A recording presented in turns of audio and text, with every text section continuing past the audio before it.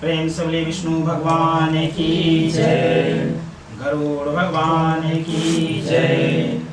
शांताकारं भुजगशयनं पद्मनाभं सुरेशं विश्वाधारं गगनसदृशं मेघवर्णं शुभांगनं लक्ष्मीकान्तं कमलनयनं योगवीर्यादिगम्बरं वन्दे विष्णु भवभयहरणं सर्वलोकैकनाथं। तमेव माता च पिता तमेव, तमेव बन्धु च सखा तमेव, तमेव विद्या द्रविणं तमेव, तमेव सर्वं मम देव देव। प्रेम से बोलिए विष्णु भगवान की जय, गरुड़ पुराण भगवान की जय।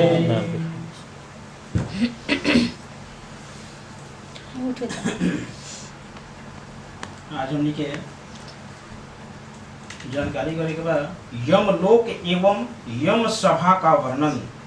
यमलोक, यम देवता जो होगा उनका लोक, जैसे स्वर्ग लोक, यमलोक, यमलोक एवं यम सभा का वर्णन। यम देवता के जो सभा होला ओकर वर्णन कर ली। चित्रगुप्त आदि के भवनों का परिचय। चित्रगुप्त जो हमने के हर जीवन के लेखा जोखा करलन, उनकर भवन के परिचय। धर्मराज नगर के 4 द्वार, पुण्यात्माओं का धर्म सभा में प्रवेश। अभी सब के बारे में आज हम ये जानकारी करेंगे। यमलोकः क्रियन्मात्रा किंदृश्यः किन्निर्मितः सभा च कीदृशी तस्यां धर्म आस्ते च कह सः ये धर्ममागच्छे गच्छन्ति धर्मिका धर्मे मंदिरं तान धर्मानपि मार्गस्य मामाख्याहि दयानिधे।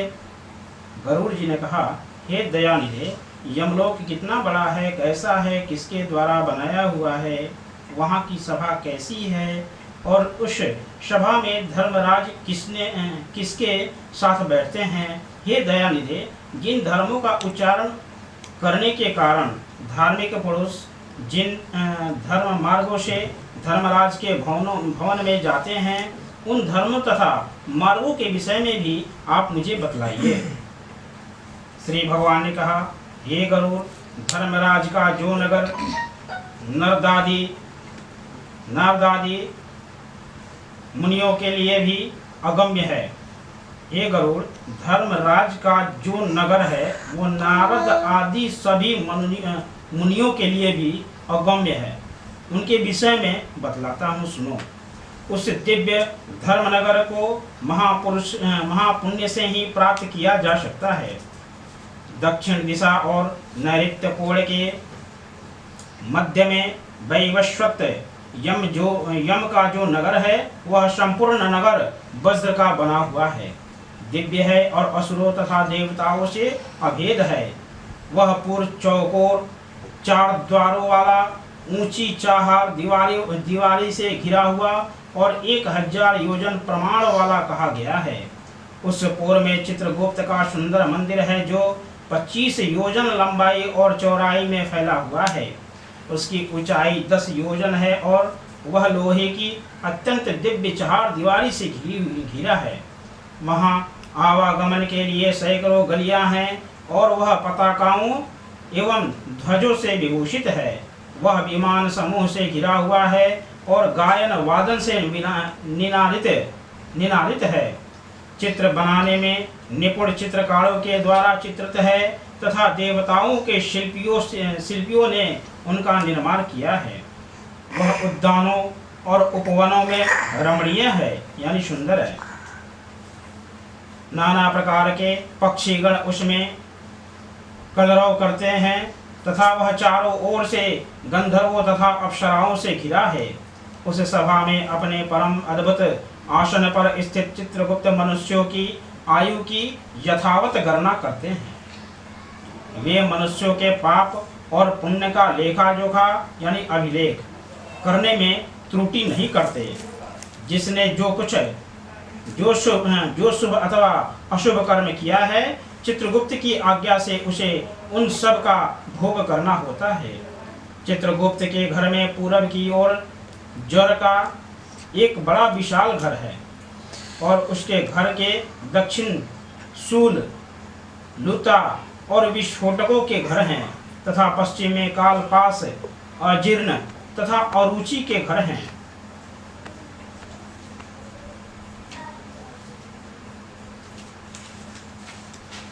चित्रगुप्त के घर के उत्तर की ओर राजरोग और पांडु रोग का घर है। ईशान कोण में शिरह पीड़ा का घर है और अग्नि कोण में मूर्छा का घर है। नैऋत्य कोण में अतिसार का, वायव्य कोण में शीत का और दाह का स्थान है। इस प्रकार और भी अन्यान्य व्याधियों से चित्रगुप्त का भवन घिरा हुआ है। चित्रगुप्त मनुष्यों के शुभाशुभ कर्मों को लिखते हैं। चित्रगुप्त के भवन से 20 योजन आगे नरक के मध्य भाग में धर्मराज का महादिव्य भवन है। वह दिव्य रत्नमय तथा विद्युत की ज्वाला मालाओं से युक्त और सूर्य के समान देदीप्यमान है। वह 200 योजन चौड़ा, 200 योजन लंबा और 50 योजन ऊंचा है। 1000 स्तंभों पर धारण किया गया है। वह दुर्मणि से मंडित है, स्वर्ग से अलंकृत है और अनेक प्रकार के हम्य धनिकों के भवन और प्रसाद गृह, यानी कि प्रसाद गृह का मतलब हो गया देव सदन और राज सदन से परिपूर्ण है। वह भवन शरतकालीन मेघ के समान उज्ज्वल, निर्मल एवं सुवर्ण के बने हुए कलशों से अत्यंत मनोहर है। उसमें चित्र बहुरंगी रंग के स्फटिक से बनी हुई सीढ़ियां हैं और वह वज्र हीरा की कुटिम फर्श से सुशोभित है। गवाक्षों मतलब रोशनदानों में मोतियों के झालर लगे हैं। वह पताकाओं और ध्वजों से विभूषित, घंटा और नगाड़ों से निनादित तथा स्वर्ण के बने तोरणों से मंडित है। वह अनेक आश्चर्यों से परिपूर्ण और स्वर्ण निर्मित सैकड़ों किवाड़ों से भी वह भवन सदा विभूषित रहता है। विश्वकर्मा ने अपने आत्मयोग के प्रभाव से उनका निर्माण किया है। उस धर्मराज के भवन में 100 योजन लंबी चौड़ी दिव्य सभा है, जो सूर्य के समान प्रकाशित, चारों ओर से देदीप्यमान तथा इच्छानुसार स्वरूप धारण करने वाली है।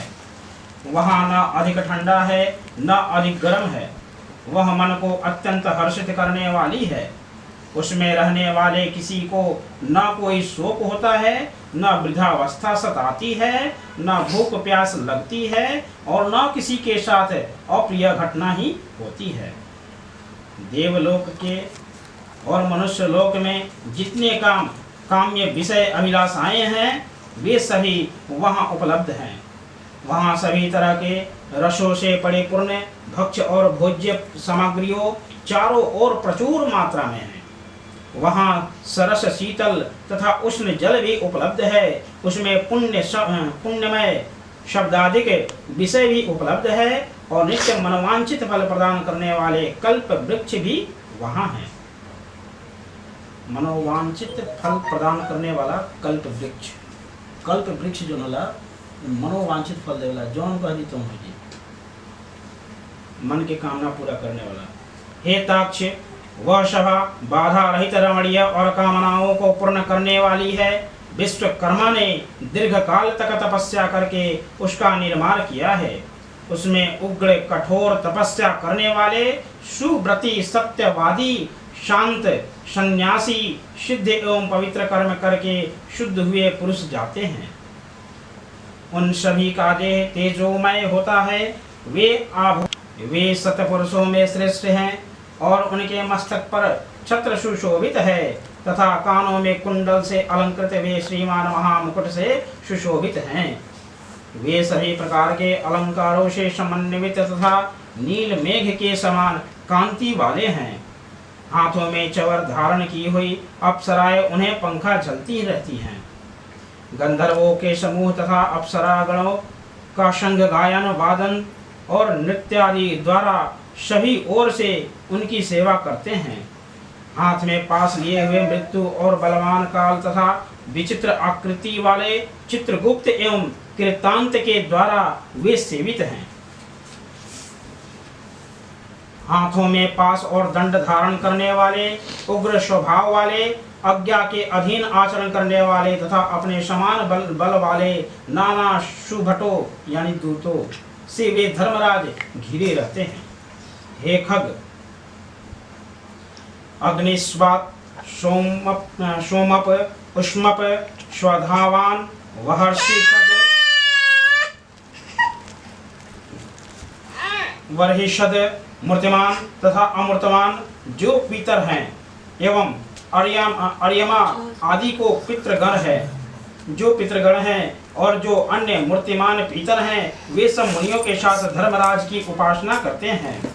अत्रे वशिष्ठ, पुलह, दक्ष, क्रंतो, अंगिरा, जन्मग्नि, नंदन, परशुराम, भृगु, पुलक्ष्य, अगत्य, नारद ये तथा अन्य बहुत से पितृराज यानी कि धर्मराज से सभासद हैं।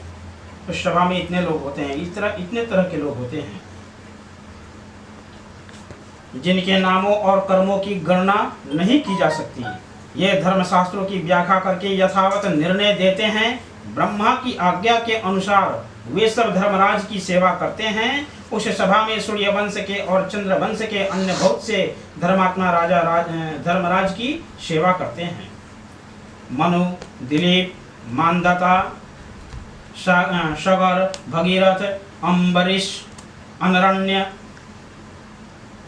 मुचकुंद, निमि, पृथो, ययाति, नहुष, पुरु, दुष्यंत, शिवी, नल, भरत, संतनु, पांडु तथा सहस्त्रार्जुन ये यशस्वी पुण्यात्मा राजर्षि और बहुत से प्रख्यात राजा बहुत से अश्वमेध यज्ञों का अनुष्ठान करने के फलस्वरूप धर्मराज के सभासद हुए हैं। ये सभी लोग जो है ना बहुत ही प्रख्यात राजा हैं, बहुत से अश्वमेध यज्ञों का अनुष्ठान करने के फलस्वरूप धर्मराज के सभासद हुए हैं। ये लोग बहुत सारा अश्वमेध यज्ञ वगैरह या बहुत सारा अनुष्ठान के लिए बनो बहुत विख्यात लोग बा। यही से लोग के स्थान ओजिया यज्ञ के सभा में मिलल बा। धर्मराज के सभासद हुए हैं। धर्मराज की सभा में धर्मिक की ही प्रवृत्ति होती है और न वहाँ पक्षपात है, न झूठ बोला जाता है और न किसी के प्रति मत्सर्य भाव रहता है।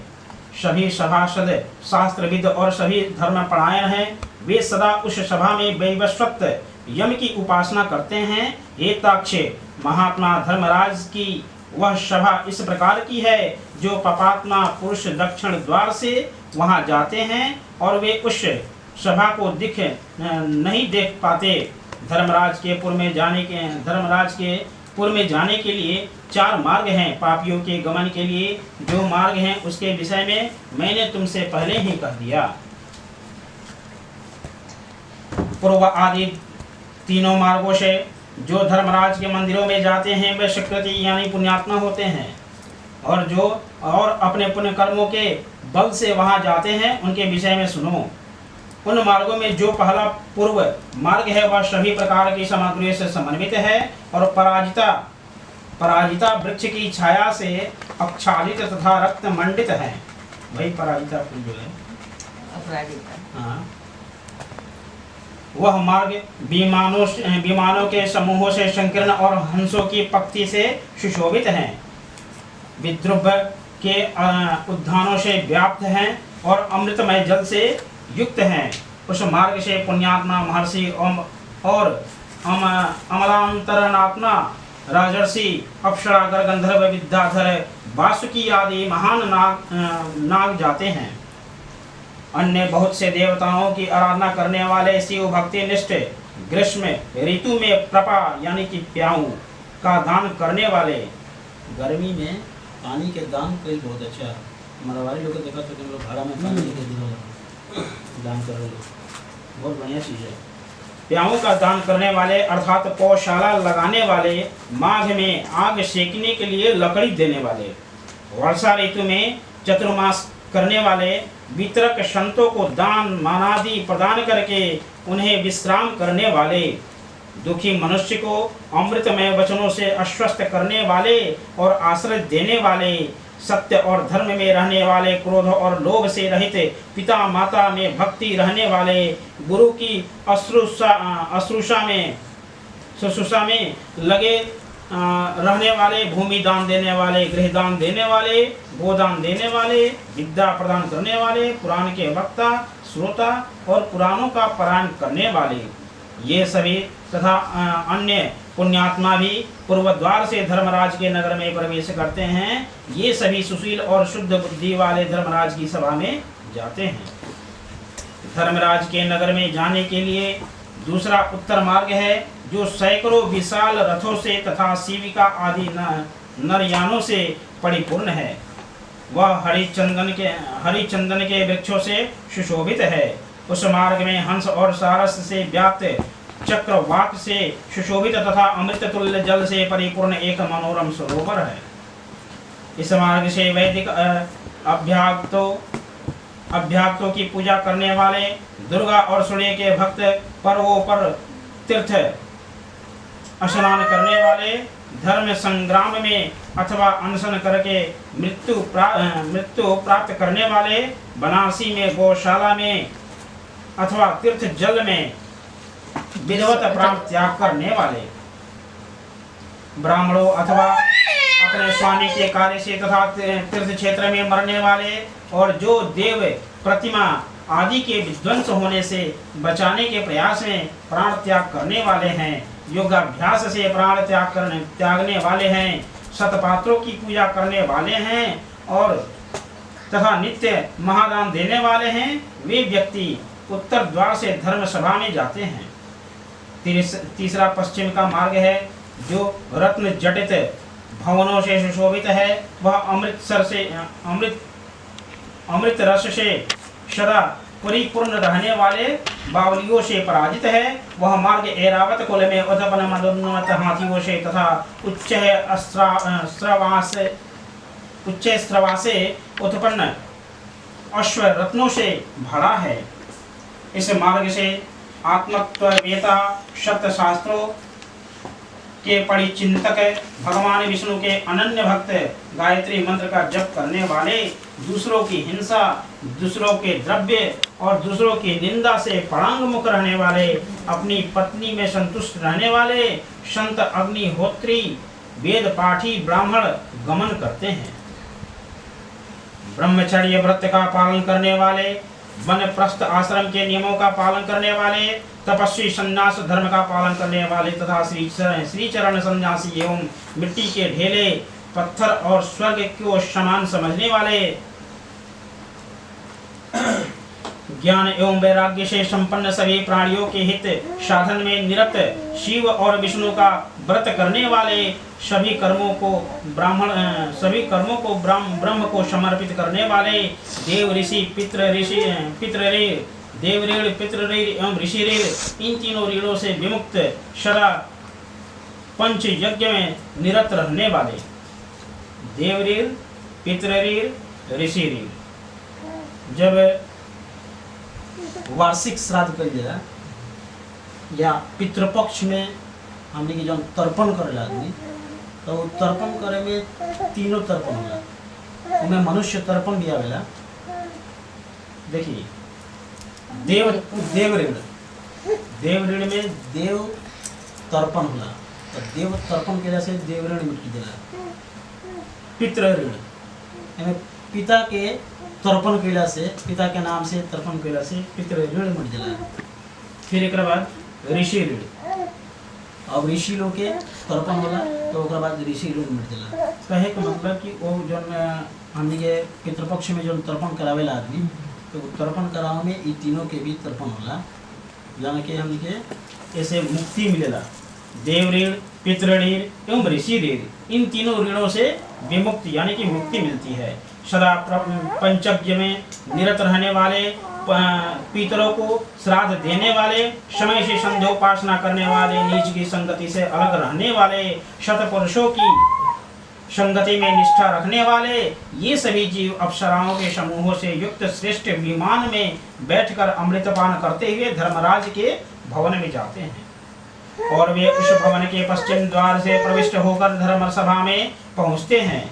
उन्हें आया हुआ देखकर धर्मराज बार बार स्वागत संभाषण करते हैं, उन्हें उठकर अभ्युत्थान देते हैं। बताइए, यहाँ धर्मराज उठ करके उस व्यक्ति को खुद उठ करके और उनको अभिवादन करते हैं, स्वागत करते हैं, अभ्युत्थान देते हैं और उनके सम्मुख जाते हैं। उस समय धर्मराज भगवान विष्णु के समान, उस समय धर्मराज जो हैं भगवान विष्णु के समान होते हैं, उनके जैसा ही दिखते हैं, जैसे चतुर्भुज रूप और शंख चक्र गदा तथा खड्ग धारण करके पुण्य करने वाले जीवों के साथ स्नेह पूर्वक मित्रवत आचरण करते हैं। उन्हें बैठने के लिए सिंहासन देते हैं, नमस्कार करते हैं और पाद्य अर्घ आदि प्रदान करके चंदनादिक पूजा सामग्रियों से उनकी पूजा करते हैं। यम यानी धर्मराज कहते हैं, हे सभासदों, इस ज्ञानी को परम आदर पूर्वक नमस्कार कीजिए। यह हमारे मंडल का भेदन करके ब्रह्मलोक में जाएगा। ये बुद्धिमानों में श्रेष्ठ और नरक की यातना से भयभीत रहने वाले पुण्यात्माओं, आप लोगों ने अपने पुण्य कर्मानुष्ठान से सुख प्राप्त करने वाला देवत्व प्राप्त कर लिया है। दुर्लभ मनुष्य योनि प्राप्त करके जो नित्य वस्तु धर्म का साधन नहीं करता, वह घोर नरक में गिरता है। उससे बढ़कर अचेतन, अज्ञानी और कौन है? अस्थिर शरीर से और अस्थिर धन आदि से कोई एक बुद्धिमान मनुष्य ही स्थिर धर्म का संचयन करता है। इसलिए सभी प्रकार के प्रयत्नों को करके धर्म का संचय करना चाहिए। आप लोग सभी भोगों से परिपूर्ण पुण्यात्माओं के स्थान स्वर्ग में जाएं।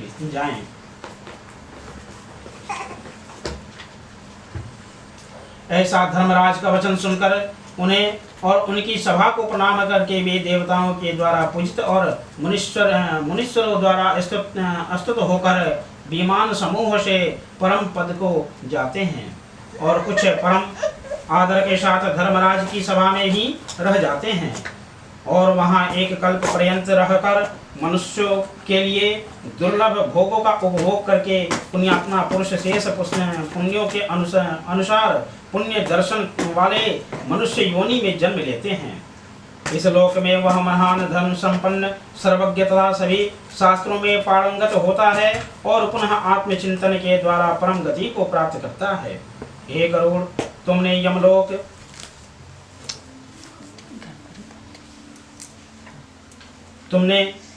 यमलोक के विषय में पूछा था, वह सब मैंने बता दिया। इसको भक्ति पूर्वक सुनने वाला व्यक्ति भी धर्मराज की सभा में जाता है।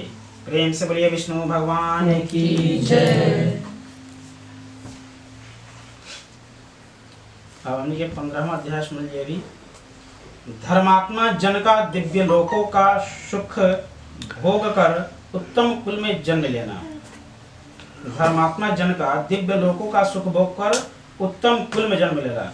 देखिए मैं क्या होगा, धर्म इतना सब धर्म आदमी कैलाश धर्म कैला के बाद यमलोक में जला आदमी, यमलोक में गैला के बाद दिव्य लोक में यमलोक यानी कि दिव्य लोक में गैला के बाद फिर सुख भोग करके उत्तम कुल में जन्म लेगा। फिर मनुष्य जाति में मनुष्य वर्ण में जन्म ले करके तो कौना कुल में जन्म ली, कर्म के अनुसार अच्छा कर्म के लिए बात अच्छा जाति में या अच्छा कुल में जन्म ली, अगर बुरा कर्म के लिए बात बुरा कुल में जन्म ली। शरीर के व्यावहारिक तथा परमार्थिक दो रूपों का वर्णन। शरीर के व्यावहारिक तथा परमार्थिक दो रूपों का वर्णन। अजपाजप की विधि, जो जप करते हैं उसकी। भगवत प्राप्ति के साधनों में भक्ति योग की प्रधानता। इतनी चीज की हम लोग को जानकारी करना है। इसमें धर्मात्मा सर्वगति भुक्त्वा जायते बिम्मले कुले अतस्तस्य समत्पीतम जननी जठरे वदः यथा विचारं कुरुते देहे अस्मिने कुशोकृते जनः यथा आहं श्रोतुमिच्छामि वदं मे करुणानिधे। गरुड़ जी ने कहा, धर्मात्मा व्यक्ति स्वर्ग के भोगों को भोग कर पुनः निर्मल कुल में उत्पन्न होता है, इसीलिए माता के गर्भ में उसकी उत्पत्ति कैसे होती है इस विषय में बताइए। हे करुणानिधे, पुण्यात्मा पुरुष इस देह के विषय में जिस प्रकार विचार करता है वह मैं सुनना चाहता हूँ, मुझे बताइए। साधुपिष्टं त्वयाताक्ष परम गोप्यम वदामि ते तस्य विज्ञान मात्रेण सर्वज्ञत्वं प्रजायते। श्री भगवान ने कहा, हे ताक्ष, तुमने ठीक पूछा है। मैं तुम्हें परम गोपनीय बात बताता हूँ जिसे जान लेने मात्र से मनुष्य सर्वज्ञ हो जाता है। पहले मैं तुम्हें शरीर के परमार्थिक स्वरूप के विषय में बताता हूँ जो ब्रह्मांड के गुरु से संपन्न है और योगियों के द्वारा धारण करने योग्य है। इस परमार्थिक शरीर में जिस प्रकार योगी लोग षट चक्र का चिंतन करते हैं और ब्रह्म रंध्र में सच्चिदानंद स्वरूप ब्रह्म का जिस प्रकार ध्यान करते हैं वह सब मुझसे सुनो। पुण्यात्मा जीव पवित्र आचरण करने वाले लक्ष्मी संपन्न गृहस्थों के घर में जैसे उत्पन्न होता है और उसके पिता एवं माता के विधान तथा नियम जिस प्रकार से होते हैं उसके विषय में तुमसे कहता हूँ। स्त्रियों के ऋतुकाल में 4 दिन तक उनका त्याग कर देना चाहिए, उनसे दूर रहना चाहिए। उतने समय तक उनका मुख भी नहीं देखना चाहिए क्योंकि उस समय उनके शरीर में पाप का निवास रहता है।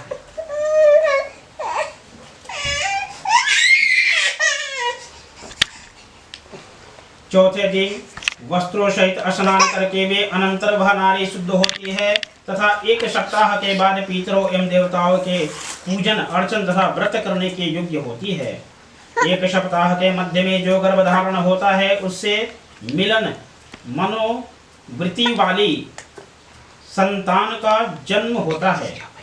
प्रायः ऋतुकाल में 8वें दिन गर्भाधान से पुत्र की उत्पत्ति होती है। ऋतुकाल के अनंतर युग में रात्रियों में गर्भाधान होने से पुत्र और युग में यानी कि विषम रात्रि में गर्भाधान से कन्या की उत्पत्ति होती है।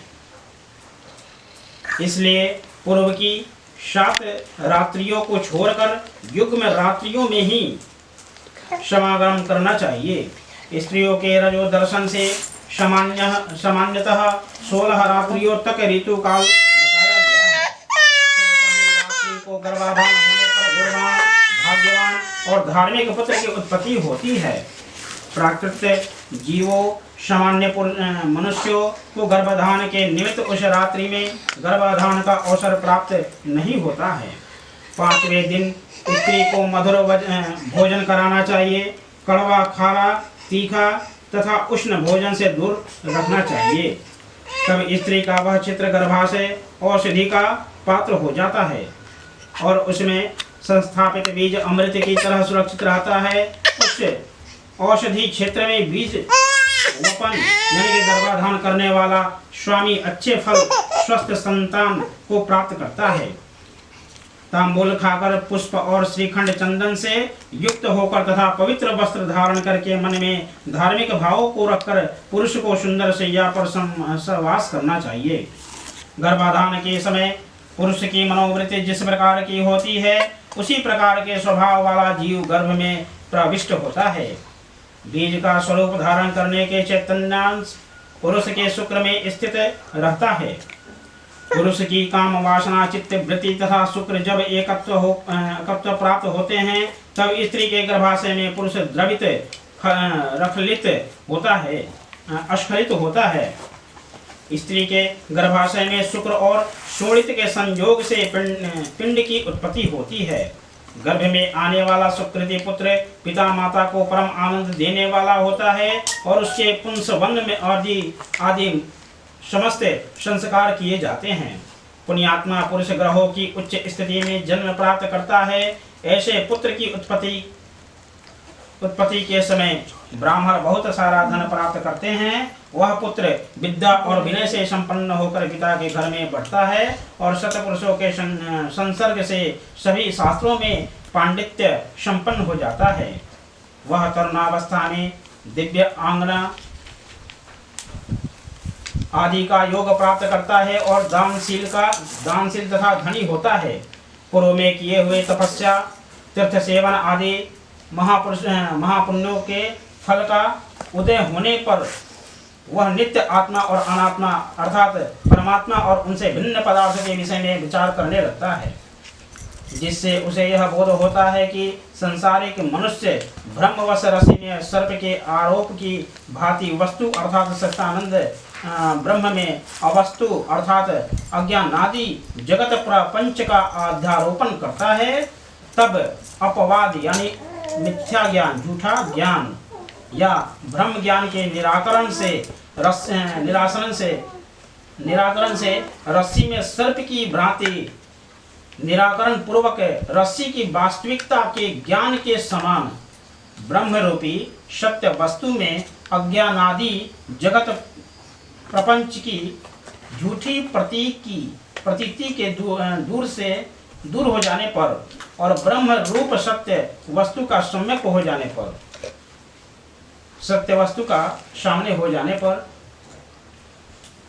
वह उसी सच्चिदानंद ब्रह्म का चिंतन करने लगता है। संसारिक पदार्थ रूप असत यानी कि अवस्तु या अनात्मा पदार्थों से अवंतित या संबंध होने वाले इस ब्रह्म के संग रहित शुद्ध रूप के सम्यक बोध के लिए मैं तुम्हें इसके साथ अवंतित या संबंध प्रतीत होने वाले पृथ्वी आदि अनात्म वर्ग के अर्थात पंचभूतों आदि के गुणों को बतलाता हूँ। पृथ्वी, जल, अग्नि, वायु तथा आकाश ये 5 स्थूल भूत कहे जाते हैं। पंचतत्व एक बोलो जी। यह शरीर इन्हीं 5 भूतों से बनता है, इसलिए पंच भौतिक कहलाता है। हे खगेश्वर, त्वचा, हड्डियां, नाड़ियां, रोम तथा मांस, त्वचा माने चमड़ा, हड्डियां, नाड़ियां, रोम माने रोआ तथा मांस, ये 5 भूमि के गुण हैं। यह मैंने तुम्हें बतलाया है। लार, मूत्र, वीर्य, मज्जा तथा 5वां रक्त, ये 5 जल के गुण कहे गए हैं। अब तेज के गुणों को सुनो। हेताक्ष योगियों के द्वारा सर्वत्र क्षुधा, तृष्णा, आलस्य, निद्रा और क्रांति है।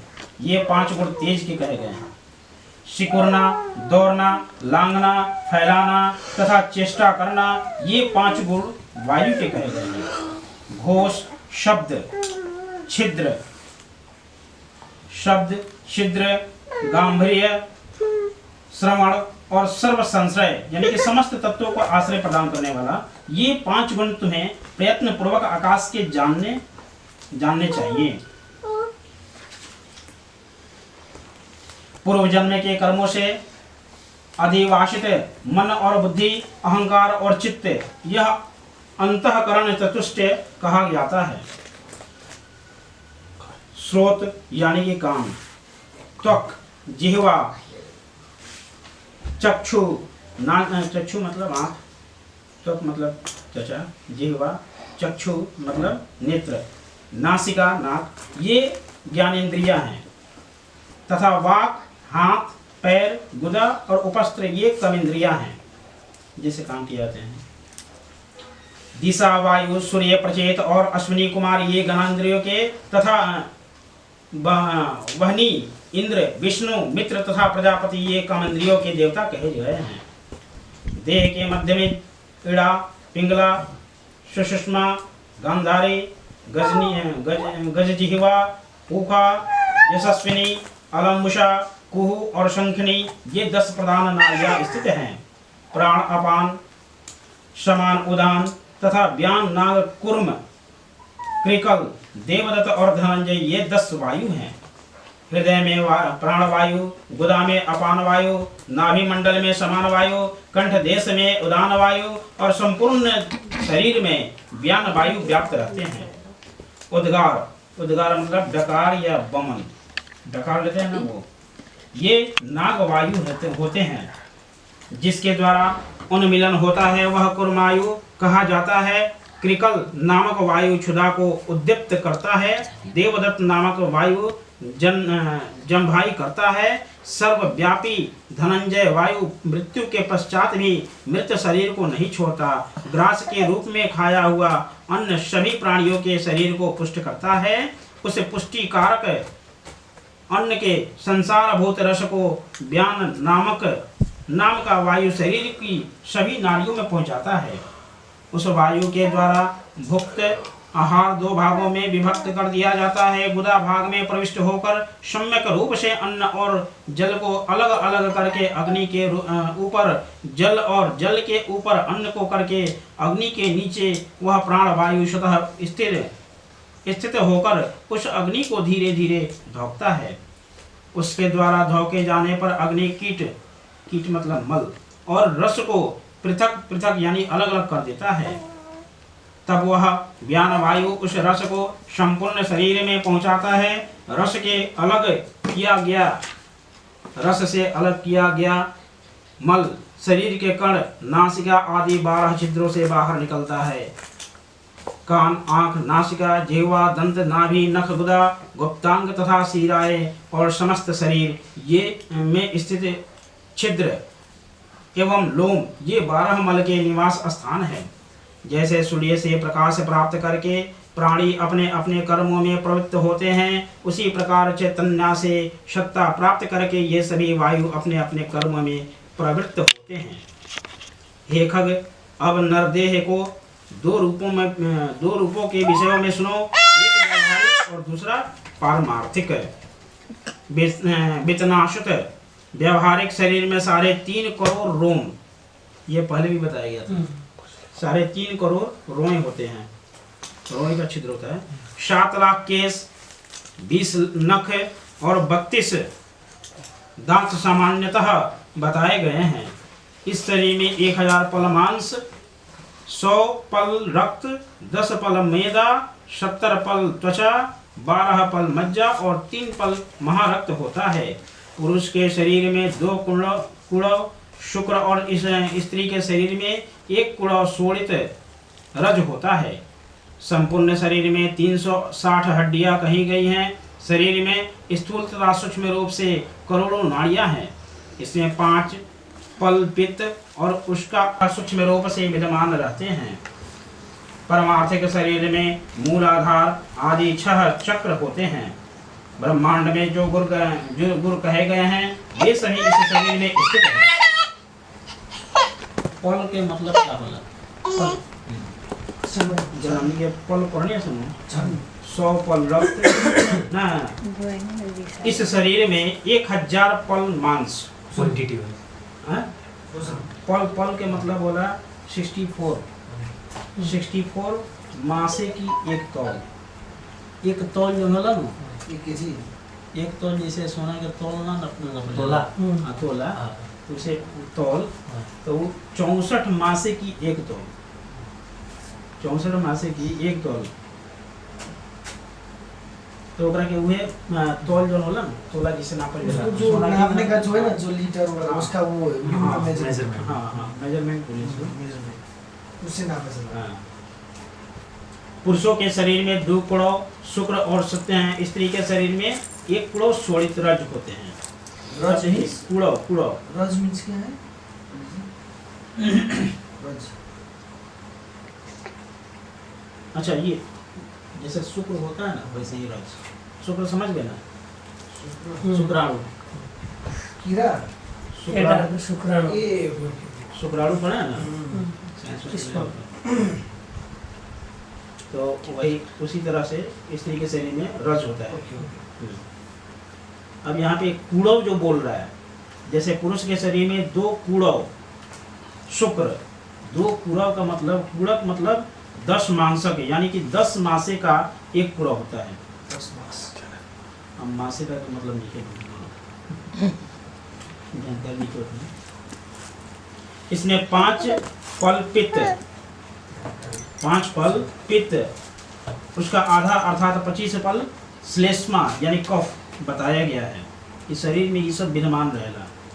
अभी हमने के पढ़ने से यहाँ एक बाद सदा होने वाले विष्ठा और मूत्र का प्रमाण निश्चित नहीं किया गया है। व्यवहारिक शरीर इन उपयुक्त गुणों से युक्त है। परमार्थिक शरीर में सभी 14 भुवन, सभी पर्वत, सभी द्वीप एवं सभी सागर तथा सूर्य आदि ग्रह सूक्ष्म रूप से विद्यमान रहते हैं। परमार्थिक शरीर में मूलाधार आदि 6 चक्र होते हैं। ब्रह्मांड में जो गुण कहे गए हैं वे सभी इस शरीर में स्थित हैं।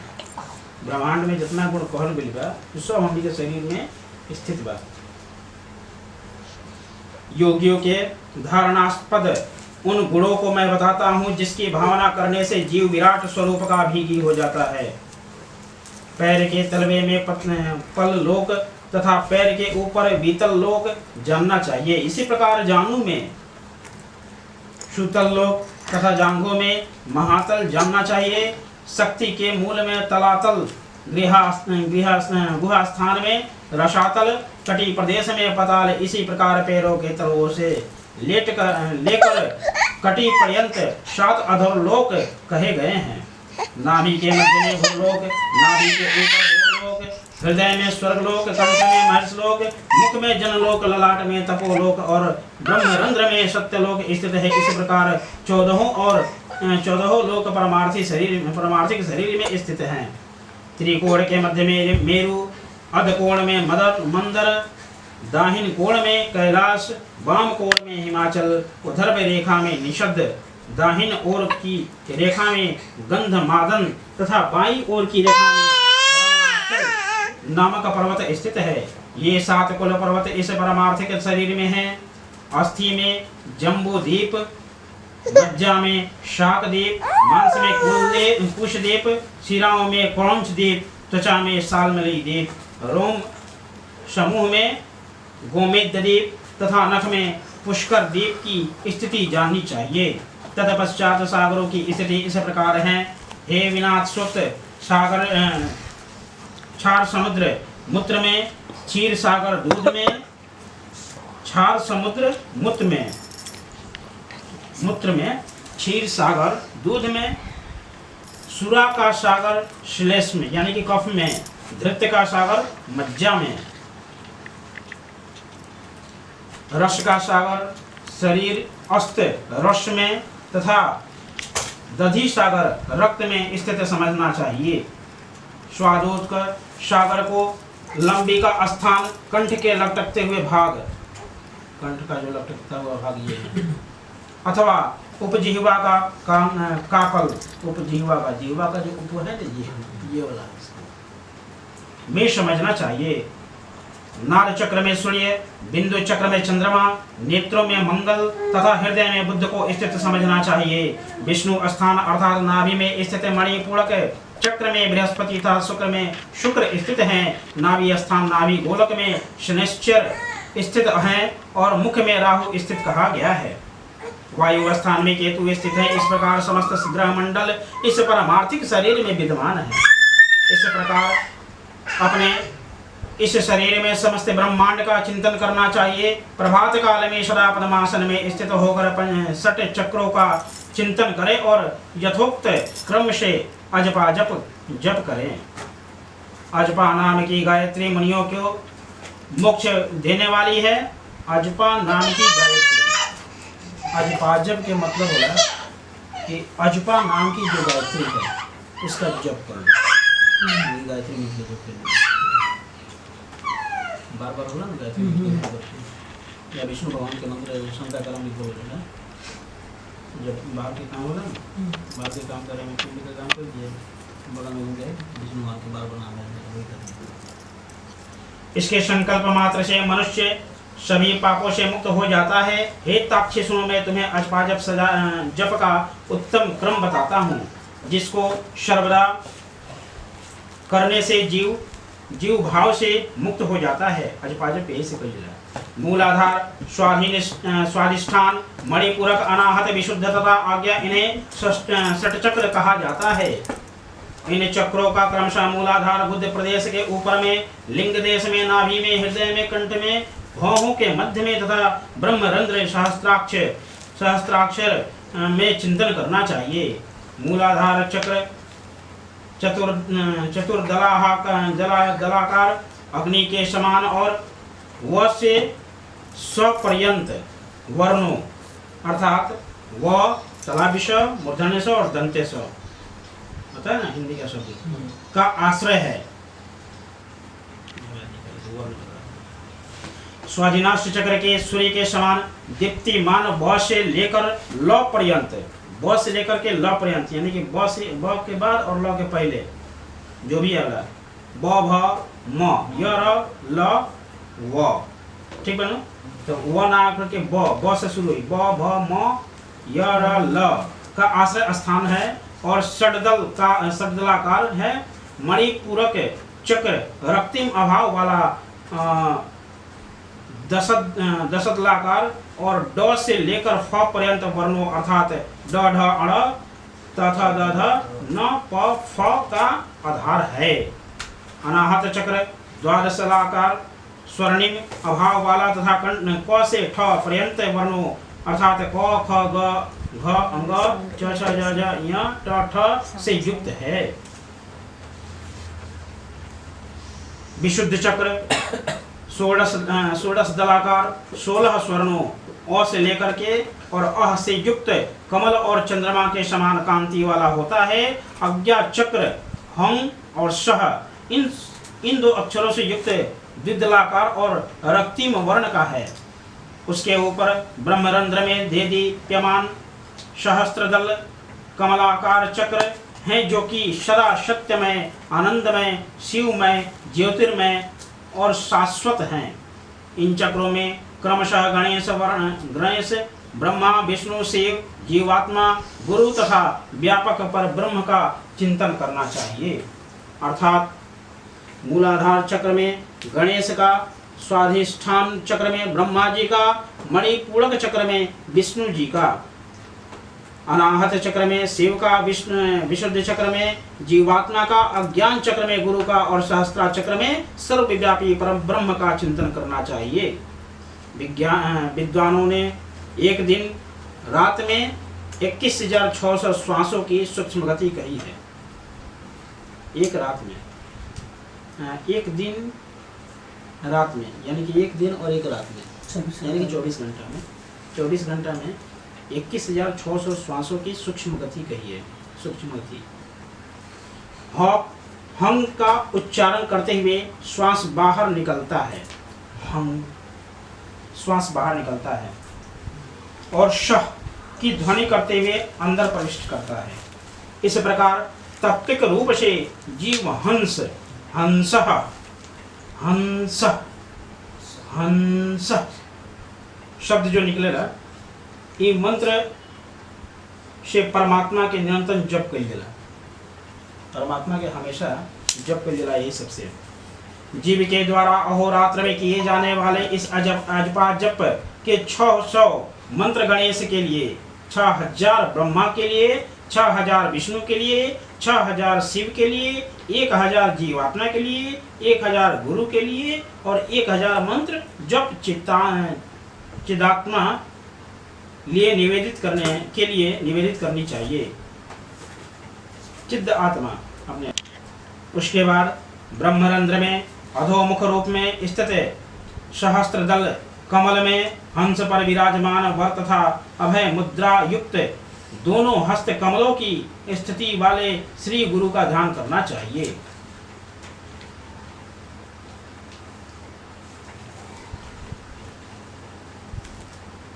गुरु चरणों से निकली हुई अमृतमय धारा से अपने शरीर को प्रलाक्षित होता हुआ सा चिंतन करें। फिर पंचोपचार से पूजा करके स्तुति पूर्वक प्रणाम करना चाहिए। तदंतर कुंडलिनी का ध्यान करना चाहिए जो चक्रों में 3.5 वलय में स्थित है और आरोह और अवरोह के रूप में 6 चक्र में संचय करती है। तदंतर ब्रह्मरंध्र से बहिर्गत सुषुम्ना नामक धाम प्रकाश मार्ग का ध्यान करना चाहिए। उस मार्ग से जाने वाले पुरुष विष्णु के परम पद को प्राप्त करते हैं। इसके अनंतर ब्रह्म नामक मुहूर्त में मेरे द्वारा चिंतित आनंद रूप स्वर प्रकाश सनातन रूप का सदा ध्यान करना चाहिए। इस प्रकार गुरु के उपदेश से मन को निश्चल बनाएं। अपने प्रयत्न से ऐसा नहीं करें क्योंकि अपने प्रयत्न से ऐसा नहीं करे, क्योंकि गुरु के उपदेश के बिना साधक का पतन हो सकता है। बिना गुरु का उपदेश नहीं होता। इस प्रकार अंतर्याग संपन्न करके बहिर्याग तथा अनुष्ठान करना चाहिए। स्नान या संध्या आदि कर्मों के करके विष्णु और शिव की पूजा करनी चाहिए। देह का अभिमान रखने वाले अर्थात पंच भौतिक शरीर को ही अपना शरीर समझने वाले व्यक्तियों की वृत्ति अंतर्मुखी नहीं हो सकती। इसलिए उनके लिए श्रद्धापूर्वक की जा सकने वाली मेरी भक्ति ही मोक्ष साधिका हो सकती है।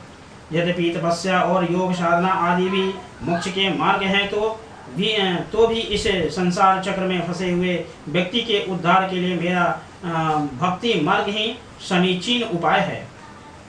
ब्रह्मा आदि देवों ने वेद और शास्त्र का पुनः पुनः विचार करके 3 बार यही सिद्धांत सुनिश्चित किया है। यज्ञादि सधर्म भी अंतःकरण की शुद्धि के हेतु हैं, और इस शुद्धि के फलस्वरूप मेरी भक्ति प्राप्त होती है, जिसे प्राप्त करके व्यक्ति पुनः जन्म मरण आदि दुखों से पीड़ित नहीं होता। हे ताक्ष, जो स्वीकृति मनुष्य इस प्रकार का आचरण करता है, वह मेरी भक्ति के योग से सनातन मोक्ष पद प्राप्त करता है। इस प्रकार गरुड़ पुराण के अंतर्गत सर्वद्वार में सुकृति जन्मांचरण निरूपण नामक 15वां अध्याय पूरा हुआ। प्रेम से बोलिए विष्णु भगवान की जय, गरुड़ महाराज की जय।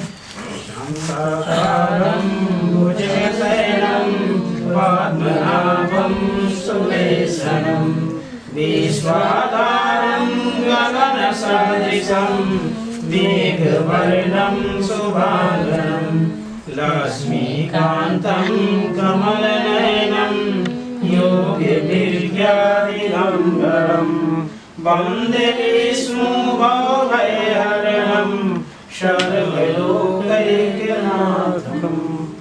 तमेव माता च पिता तमेव बन्धु च सखा तमेव विद्या द्रविणं तमेव सर्वं मम देव। प्रेम से बोलिए विष्णु भगवान की जय। ओम विष्णवे नमः, ओम विष्णवे नमः, ओम विष्णवे नमः, ओम विष्णवे नमः, ओम विष्णवे नमः। विष्णु भगवान की जय, विष्णु भगवान की जय, विष्णु भगवान की जय, विष्णु भगवान की जय, विष्णु भगवान की जय, विष्णु भगवान की जय, विष्णु भगवान की जय, विष्णु भगवान की जय, विष्णु भगवान की जय। बोलिए गरुड़ महाराज की जय। 27 जून है ना? 27 चतुर्थी पंचमी होती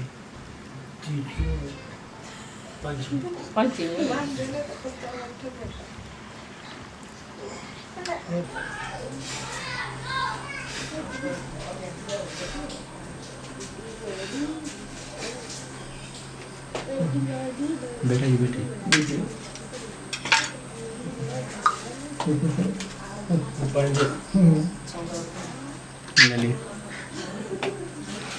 बोले क्या? अध ओम अध काश्यप गोत्र शांति देवी प्रेत और अंतर्गत आजुगल 9वां दिन 9वां दिन यममाग्र नुशंतरगना घोतर विश्रांतधम संतरण कामः एष ते मे आदीयन्ते तो प्रतिष्ठितम्। बस।